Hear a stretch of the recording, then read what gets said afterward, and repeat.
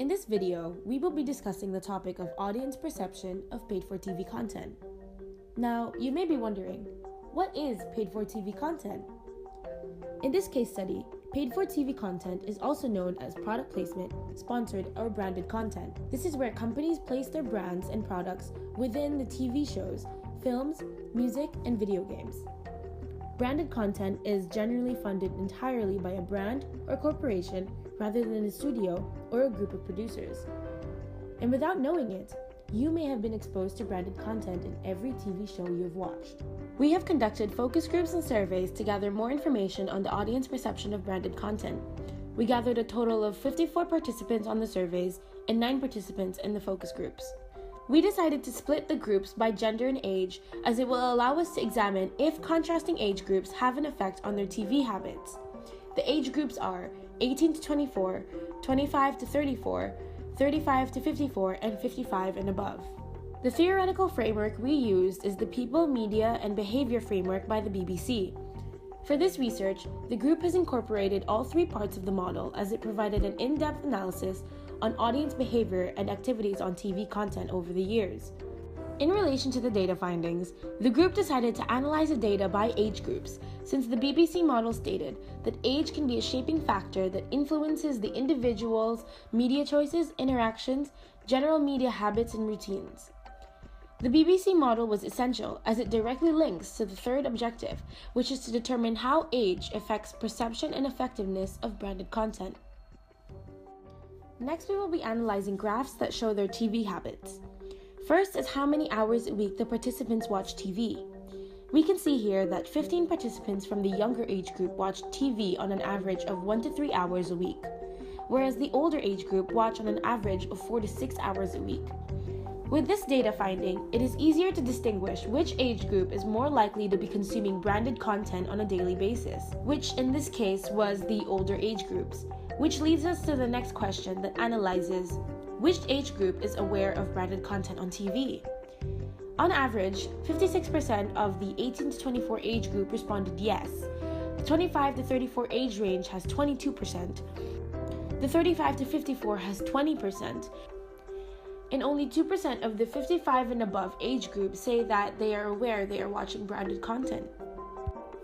To gather additional quantitative data, we conducted focus groups which were again split by age, where we presented the participants with various examples of branded content. One of the examples is the Chinese remake of Ugly Betty, where the show was heavily sponsored by Dove. Another example is from the film Wayne's World, where Wayne and Garth comically promote several brands, including Pepsi. The participants then filled out a mood chart, which displays what emotion the participants felt after they watched several examples of branded content. Based on the mood chart and discussions from the focus groups, 6 out of 9 participants say that they felt uncomfortable while watching the Chinese remake of Ugly Betty, since the Dove products were deliberately placed into the scenes, which looked forced and unnatural. 7 out of 9 participants found the product placement in Wayne's World amusing, as it comically makes fun of shows and films that incorporate product placements while carrying out their own product placement as well. The focus group provided us with observational data, which we can then use as evidence for the next set of survey results, which are: if sponsored content deters its audience from watching TV shows. As we can see here, 60% of the younger generation disagrees with this statement, and 60% of the older generations are in between neutral and disagree. This finding relates back to the second objective, which is to establish how effective branded TV content is at targeting at a specific age range. Here we can see that majority of the age groups are more accepting of branded content as a result that it does not deter them away from watching the TV show any further. We also wanted to analyze to what degree is branded content perceived as acceptable. The survey results also show that 49% of the younger generation agreed with the statement, and 46% of the older generation strongly agrees with the statement that humor makes branded content more acceptable to watch. This relates back to our objectives, as we determine if humor in branded content has a favorable and effective response from its audience. The team's observations during the focus groups were that all of the focus groups reacted positively to the examples of branded content that were sarcastic and comedic, as opposed to the serious and subtle content. Now that the team has gathered relevant and substantial key findings and data results, we need to compare and contrast our findings to other literary sources. Alex Connick and Sean Kevill published an online report where they have conducted an empirical study on the audience perception of branded content. Based on their results, they concluded that in all three markets, most people who were interested in watching a particular TV show would still watch it when it was funded by a company, and majority would still watch it despite a reasonable degree of company involvement. In short, according to our survey results, people say they will switch on to watch a program that looks good, pretty much regardless of who funded it. This study correlates with our findings as the responses from the participants are similar. We asked our participants if they have ever changed their mind about a show because it was promoting a product through branded content. The graph here shows the disparity of opinions. However, for most age groups, they selected no, they have not changed their mind about a show, while the remaining older age group selected yes.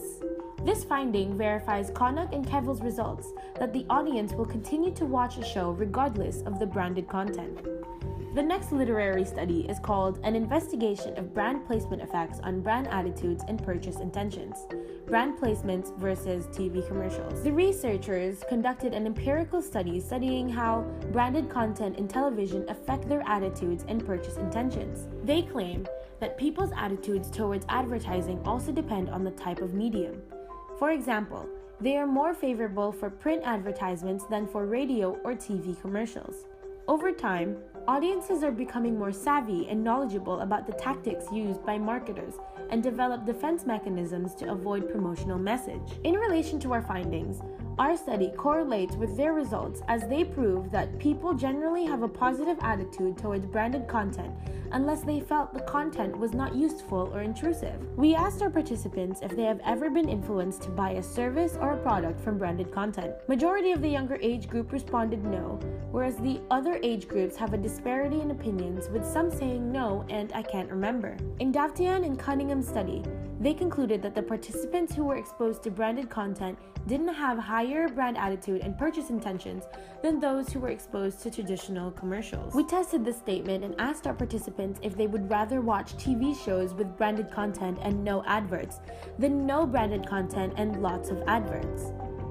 We received a scattered response from each age group. The younger age group is split between agree and disagree, whereas the older age groups are definitely leaning towards agree. This further proves that people are more comfortable with branded content, as it is a distinct contrast to traditional commercials, where they bombard the audience with information and marketing tactics, which can be perceived as intrusive to the audience. Now that you have more information about branded content, it is time to put the research and findings together. As a team, we have concluded that branded content has become an acceptable form of promotional approach. These results have supported our aims and objectives, proving firstly that branded content is most effective when it is targeting a specific age range, particularly the younger age market, whereas the older generation disapprove of brands incorporating products into TV shows. Secondly, branded content has a favorable response from the audience when it does not intrude or distract from the show. Lastly, age does have an effect on perception and effectiveness, as the younger generation is more likely to be tolerant and passive towards branded content, which relates back to the BBC model theory that age is a major factor that can shape and influence the media. The limitations of this project is we collected a small sample size of respondents in both the survey and the focus groups. Another limitation is the lack of resources on this particular topic. There are limited empirical studies on the audience perception of branded content since it is a relatively new topic. Thus, majority of the studies focuses on traditional commercials. If we were to conduct this research further in the future, we would like to have gathered a larger focus group in order to get a wider range of opinions and responses from the audience, in order to collect a reliable and consistent data. As a recommendation, we would have liked to extend our research, which is if the audience prefers branded content in films or TV shows. While we were observing the focus groups, a number of participants mentioned they preferred the subtle incorporation of brands in films rather than TV. If we had more time and a larger scope to develop, we would certainly want to research this further.